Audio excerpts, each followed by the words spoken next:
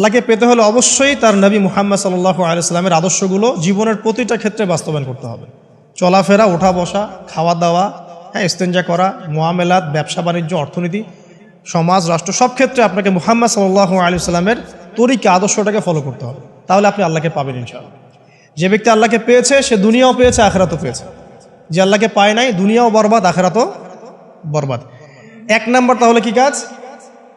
আল্লাহ পাকের সর্বশেষ নবী মুহাম্মদ সাল্লাল্লাহু আলাইহি সাল্লামকে অনুসরণ করা, তার আদর্শ মেনে চলা, এক নাম্বার। দুই নাম্বার হচ্ছে 5 ওয়াক্ত নামাজ। আল্লাহকে পেতে হলে নামাজ লাগবে। নামাজ নাই, আল্লাহ নাই। ওয়াস্তাঈনু বিস-সাবরি ওয়াস-সালাহ, তোমরা সবর এবং সালাতের মধ্য দিয়ে আল্লাহর সাহায্য প্রার্থনা করো। আমরা এই জন্য নামাজে বলি ইয়্যাকা না'বুদু ওয়া ইয়্যাকা নাস্তাঈন, আমরা শুধু আপনারই ইবাদত করি এবং আপনার কাছেই সাহায্য প্রার্থনা করি। আল্লাহকে পেতে হলে নামাজের কোনো বিকল্প নাই। যে ব্যক্তি নামাজ পড়ে না, আল্লাহর সাথে তার কোনো সম্পর্ক নেই, নো কানেকশন। আপনি যে কোনো কিছু চাচ্ছেন, সেজদায় পড়ে আল্লাহর সামনে আত্মসমর্পণ করেই চাইতে হবে। ওয়াসজুদ ওয়াক্তারিব, আল্লাহ পাক কি বলেছেন? সেজদা করো, নিকটবর্তী হও। তো ব্যাখ্যা অনেক করা যায়। নামাজ না পড়লে কিন্তু মানুষ কুফরিতে লিপ্ত হয়। যে ব্যক্তি মান তারাকা সালাতান মুতাআম্মিদান ফাকাদ কাফারা, যে ব্যক্তি সালাতকে অস্বীকার করে, ফরজ নামাজকে অস্বীকার করে, সে ব্যক্তি কিন্তু কুফরিতে চলে যায়। ঠিক আছে? তারপরে বাইনা রাজুলি ওয়া বাইনা শিরকি ওয়াল কুফরি তারকুস সালাহ, একজন মুমিন বান্দা এবং অমুসলিমদের মধ্যে পার্থক্যই নামাজ। নামাজের বিষয়ে অনেক কথা আমি আগেও বলেছি, আপনারা শুনেছেন, অন্য আলেমদের কাছেও শুনেছেন। এক বাক্যে নামাজ না পড়লে ইসলামের রশিটা কেটে যাবে। মুআয বিন জাবালকে নবী সাল্লাল্লাহু আলাইহি ওয়াসাল্লাম বলেছেন যে যদি মান তারাকা সালাতান মুতাআম্মিদান, কেউ যদি সালাতকে ইচ্ছা করে ছেড়ে দেয়, ফাকাদ বারিআত মিন জিম্মাতিল্লাহ, সে ব্যক্তি আল্লাহর জিম্মেদারি থেকে মুক্ত হয়ে যাবে। তার উপর আল্লাহর কোনো জিম্মাদারি নাই, আল্লাহর নিরাপত্তা, জিম্মাদারি থেকে সে মুক্ত। তো 5 ওয়াক্ত নামাজ আল্লাহ পাক আমাদের সবাইকে জামাতের সাথে পড়ার তৌফিক দান করুন। এর পাশাপাশি নফল নামাজ বাড়িয়ে দেওয়ার তৌফিক দান করুন, এবং স্পেশালি তাহাজ্জুদের নামাজ যদি পারেন, 2 রাকাত হলেও নিয়মিত তাহাজ্জুদের নামাজ পড়ার তৌফিক আল্লাহ পাক আমাদেরকে দান করুন। আর নামাজের বাহ্যিকতা নিয়ে এত বেশি ঝগড়ায় যাবেন না। এখন আমরা যত ঝগড়া নামাজের বাহ্যিকতা নিয়ে, হাত বাঁধা, রফুল ইয়াদাইন, আমিন আর পায়ে পা, এগুলো নিয়ে ঝগড়া শেষ আছে? নাই। ইসলামের বিরোধী শক্তিরা হাত ভেঙে ফেলার পায়তারা করে ফেলেছে অলরেডি। হাতই না থাকলে আপনি বাঁধবেন কোথায়? মনে করেন আপনার হাতই নাই, বাঁধবেন কি উপরে না নিচে? তো এই হাত তো ভেঙে ফেলার পায়তারা করা হয়েছে। এখন আপনি পড়ে আছেন বাঁধার কোন জায়গায় বাঁধবেন সেটা নিয়ে, অথচ পুরো বৈশ্বিক চক্রান্ত মুসলিমদের বিরুদ্ধে হাতটাই ভেঙে ফেলে দিবে। তুই বাঁধবি কোথায় হাত? তারপর দেখব। এটা আমরা বুঝতে পারি না। এটা বোঝার জন্য যে জ্ঞান, ইলম, নূর দরকার, তা তো নাই আমাদের মধ্যে। এই জন্য আপোষের ঝগড়া নিয়ে পড়ে আছে। যে ছোটোখাটো যে ইখতিলাফি মাসআলাগুলো চলে আসছে দীর্ঘদিন থেকে, এগুলোর কোনো সমাধানে আসতে পারবে না কিন্তু কেউ। পক্ষে বিপক্ষে কথা চলতেই থাকবে কিয়ামত পর্যন্ত, ওইগুলো নিয়ে আমরা ব্যস্ত আছি। তো আমি রিকোয়েস্ট করবো, নামাজের আধ্যাত্মিকত্বের দিকে ফোকাস করেন। নামাজের আধ্যাত্মিকত্ব কি? আপনি আল্লাহর সামনে দাঁড়িয়েছেন, দুনিয়ার সাথে এখন আপনার কোনো সম্পর্ক নেই, আপনি এবং আল্লাহ, মাঝখানে কিছু নাই। নামাজে যা পড়ছেন, সূরা ফাতিহা, অন্যান্য সূরা, রুকুত, তাসবিহ, সিজদা, তাশাহুদ, দরুদ, অর্থ বোঝার চেষ্টা করেন এবং অর্থের দিকে ফোকাস করেন, আল্লাহকে পাবেন ইনশাআল্লাহ। সিজদায়, রুকুতে যখন যাচ্ছেন, আপনি চিন্তা করেন যে আপনি মহাবিশ্বের মহা শক্তিধর আল্লাহ রাব্বুল আলামিনের সামনে মাথা নত করেছেন। আপনি চিন্তা করেন যে আল্লাহ আপনাকে দেখছেন। এখন যখনই মানুষ নামাজে দাঁড়ায়, আল্লাহ পাক তার দিকে দৃষ্টি নিবদ্ধ করেন, এবং যখন মানুষ এদিক ওদিক তাকানো শুরু করে নামাজে, আল্লাহ পাক মুখ ঘুরিয়ে নেন।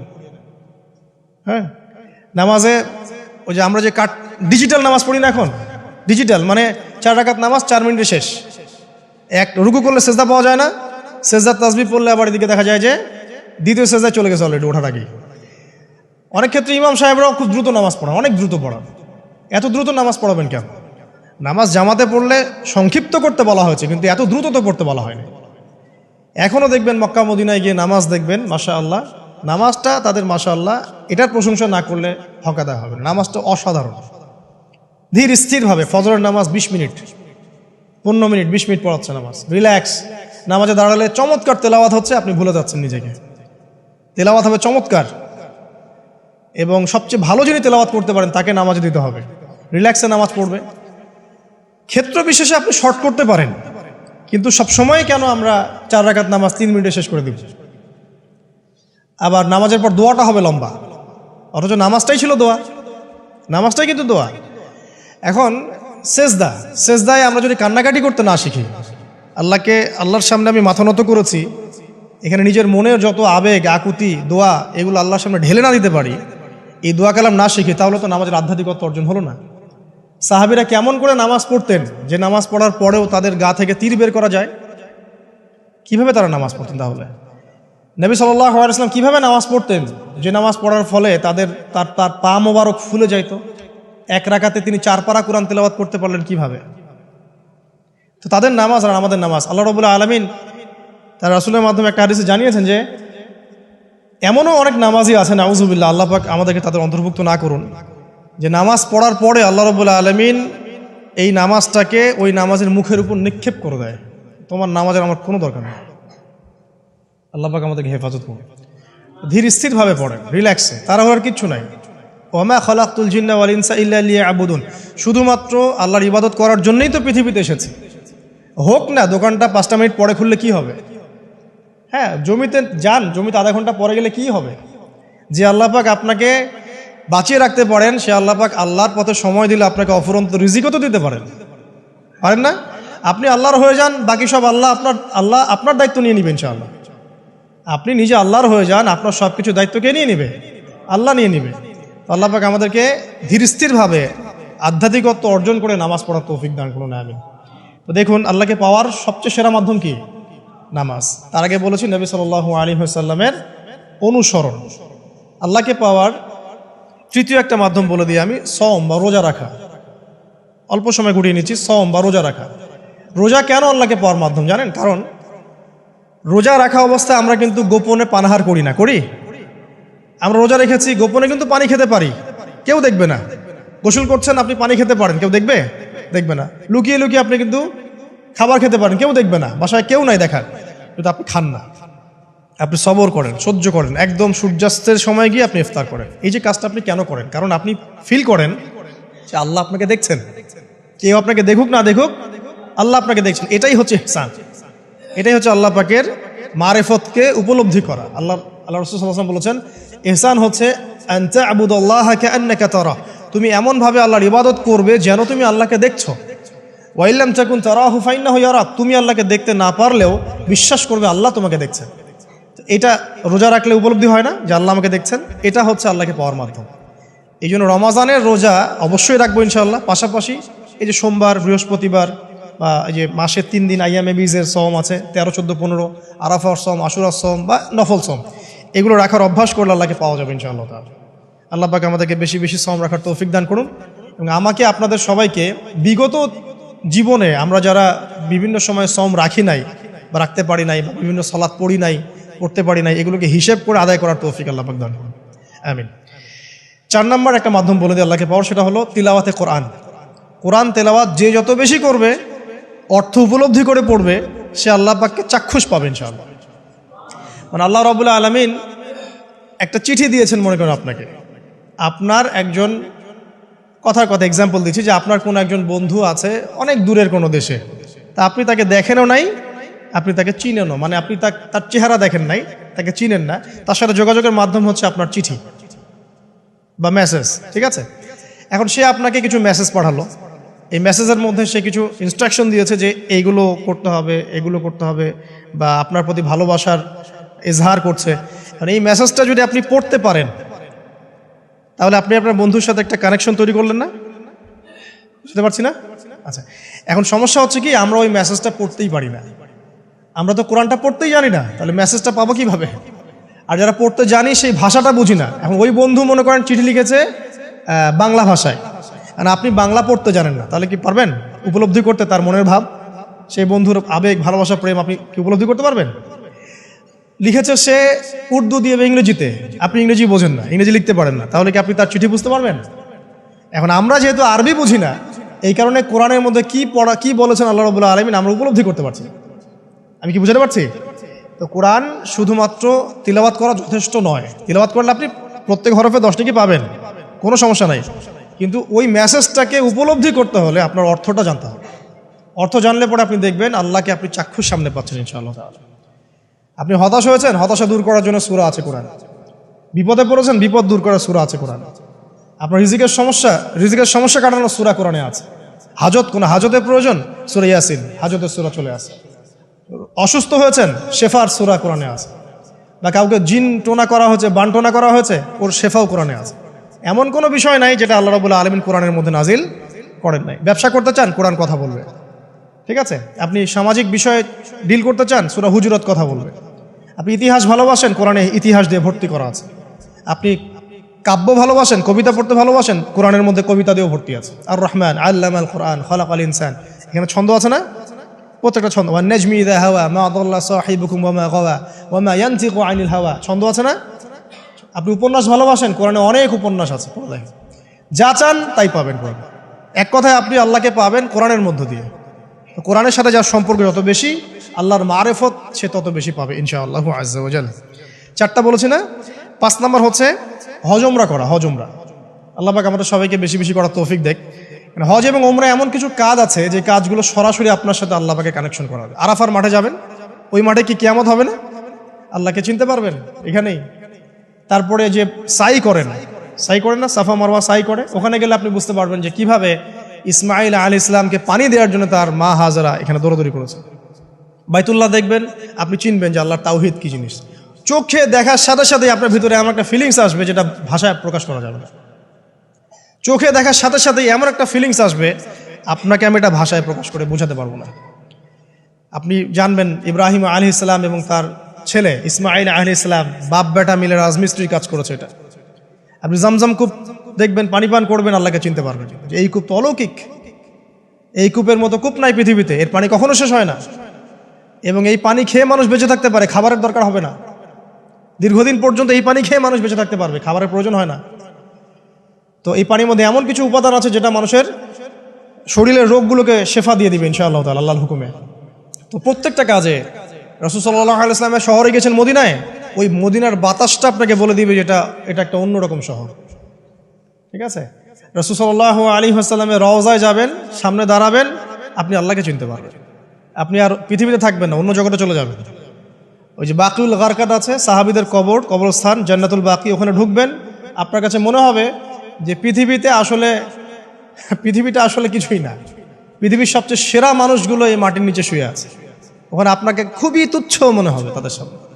এই যে মানে বিভিন্ন জায়গায় গিয়ে আল্লাহকে চিনতে পাওয়া, এটা সবচেয়ে ভালো হয় হজ এবং উমরাতে গিয়ে। আল্লাহ পাক আমাদেরকে তৌফিক এনায়েত করুন, আমিন। তো এটা একটা আল্লাহকে পাওয়ার নিদর্শন। যাদের হজ ফরজ হয়ে গেছে অবশ্যই হজ করে ফেলবেন, আর যাদের সামর্থ্য আছে তারা বেশি বেশি উমরা করবেন। নবী সাল্লাল্লাহু আলাইহি ওয়াসাল্লাম বলেছেন, এক হজ পরের হজের মধ্যে যত গুনাহ মাফ করিয়ে দেয়, এক উমরা পরের উমরার মধ্যে যত গুনাহ সেগুলোকে মাফ করিয়ে দেয়। আল্লাহ পাক আমাদেরকে এই আমলগুলো করার তৌফিক এনায়েত করুন। 6 নাম্বার বলছি জিকির। আল্লাহ পাকের জিকির বাড়াতে হবে। যে আল্লাহ পাকের জিকির যত বেশি করবে, সে আল্লাহ পাকের মারিফত তত বেশি উপলব্ধি করবে, আল্লাহকে পাবে ইনশাআল্লাহ। আর এই জিকির করার জন্য ওযুও শর্ত নয়, জানেন? আল্লাহর জিকির করার জন্য কিন্তু ওযু শর্ত নয়। আপনি মনে মনে চলতে ফিরতে অলওয়েজ সুবহানাল্লাহ, আলহামদুলিল্লাহ, আল্লাহু আকবার, লা ইলাহা ইল্লাল্লাহ, আস্তাগফিরুল্লাহ পড়তেই থাকতে পারেন। কষ্টের কিছু আছে? খালি জবান চলবে, খালি জবান চলবে। মাঠে কাজ করছেন, ওই যে লাঙল দিয়ে কাজ করছেন, সেচ দিচ্ছেন, আপনি পড়তে থাকবেন আস্তাগফিরুল্লাহ ওয়া আতুবু ইলাইহি, লা হাওলা ওয়ালা কুওয়াতা ইল্লা বিল্লাহ, সুবহানাল্লাহ, আলহামদুলিল্লাহ, লা ইলাহা ইল্লাল্লাহ, আল্লাহু আকবার। কোনো সমস্যা? কোনো সমস্যা নেই। রান্না বান্না করছে মেয়েরা, এটা করতে করতে পড়তে পারবে না?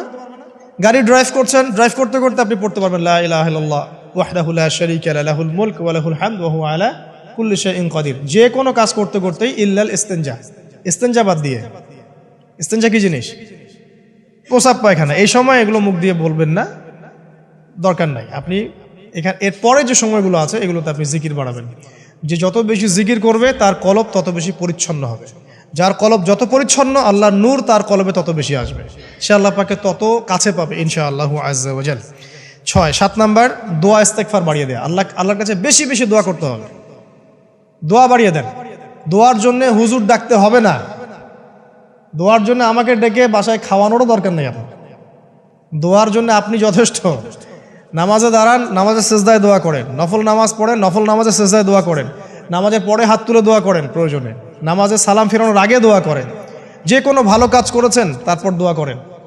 ঠিক আছে, কোরআন তেলাওয়াত করলেন, দোয়া করেন। তাহাজ্জুদের ওয়াক্তে দোয়া করেন। বৃষ্টি পড়ছে তখন দোয়া করেন। ঠিক আছে, মানে দোয়া কবুলের মোমেন্ট, সময়গুলো, আজান হয়েছে, আজান ইকামতের মাঝখানে দোয়া করেন। এই যে এখন খুতবা হচ্ছে, এই সময় দোয়া করেন, দোয়া কবুল হবে। দিনী মজলিসে বসেছেন, দোয়া করেন, দোয়া করতে থাকেন মনে মনে। যত বেশি আপনি দোয়া করতে পারবেন আল্লাহর কাছে, ইনশাআল্লাহ আল্লাহকে আপনি তত কাছে পাবেন ইনশাআল্লাহ। এটা আল্লাহকে পাওয়ার অন্যতম মাধ্যম। এবং ইস্তেগফার, ইস্তেগফার মানে কি?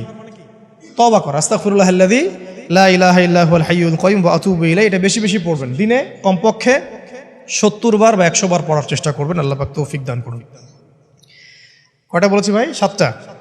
আচ্ছা, 8 নাম্বার হচ্ছে সদকা করা। সদকা, দান সদাকা আল্লাহর কাছে খুব বেশি পছন্দের। দান সদকা করার জন্য সম্পদ লাগে না, আমার কথা শোনেন। দান সদকা করার জন্য সম্পদ লাগে না, কলিজা লাগে, মন লাগে। বহু বড় বড় মানুষ আছে দান সদকা করতে পারে না, কোটিপতি, জাকাত দেয় না, আছে না? আর বহু গরিব মানুষ ভ্যান চালায়, কৃষিকাজ করে, দেখবেন 100 টাকা দান করে দিল। মন থাকতে হয়, মন, কলিজা বড় থাকতে হয়। তো যাদের কলিজা বড়, মন বড়, তারা দান সদকা করতে পারবে ইনশাআল্লাহ। আর যার মন বড় সেখানেই তো আল্লাহ নূর আসবে। সংক্ষিপ্ত মনে কি, সংকীর্ণ মন আল্লাহ নূর কোত্থেকে আসবে? কথা বুঝতে পারেন নাই? তো দান সদকা বাড়ান। আপনি 1 টাকা দান করেন, 5 টাকা দান করেন, হালাল রিজিক থেকে 1 টাকা দান করেন, সেটা আল্লাহর কাছে অনেক বেশি পছন্দের। একটা হাদিসে নবী সাল্লাল্লাহু আলাইহি ওয়াসাল্লাম বলেছেন, হালাল উপার্জন থেকে আল্লাহর বান্দারা যখন একটা খেজুরও দান করে, আল্লাহ পাক সেই একটা খেজুরকে আস্তে আস্তে বড় করতে থাকেন, বড় করতে থাকেন, বড় করতে থাকেন। এটা এক পর্যায়ে পাহাড়ের সমান হয়ে যায়। এবং কিয়ামতের মাঠে মানুষ তার দান এবং সাদাকার যে ছায়া, এই ছায়ার নিচে অবস্থান করবে। আপনার বিপদ হয়েছে, দান সদকা করেন, বিপদ দূর হয়ে যাবে ইনশাআল্লাহ। জটিল কোনো রোগ হয়েছে, কোনো ডাক্তার ট্রিটমেন্ট করতে পারছে না, সদকা করেন, রোগ ভালো হয়ে যেতে পারে ইনশাআল্লাহ। সদকার ব্যাপক ফজিলত আছে। সদাকা, দান সদাকা, দোয়া, এগুলো তাকদিরের যে বিপদ আপদগুলো আছে না, ঝুলে আছে, আমাদের তাকদিরে বিপদ আছে না অনেক, এগুলোকেও সরিয়ে দিতে পারে আলহামদুলিল্লাহ। এই শক্তি আছে দোয়া এবং দান সদকার মধ্যে। আল্লাহ পাক আমাদেরকে বেশি বেশি সদাকা করার তৌফিক দান করুন, আমিন। আর সদাকা নফল না করতে পারলেও কমপক্ষে ফরজ জাকাতটুকু দিবেন, ফরজ জাকাতটুকু দিবেন। কারণ জাকাত, সদকা এবং ব্যবসা, এগুলো হচ্ছে ইসলামিক অর্থনীতির মূল ভিত্তি, এর সাথে কৃষিকাজ। আর দুটো বলে শেষ করে দেই।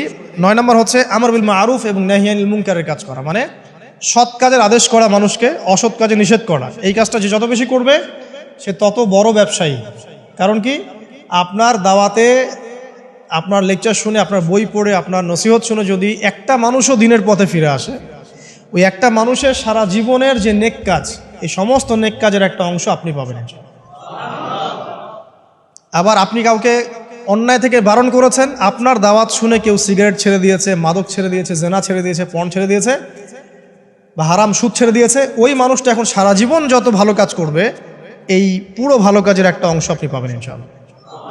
এর চেয়ে বড় কিন্তু কোনো ব্যবসা নাই। এই কাজটা করলে আল্লাহ পাকের রহমত নেমে আসে, আর এই কাজটা ছেড়ে দিলে আল্লাহ পাকের গজব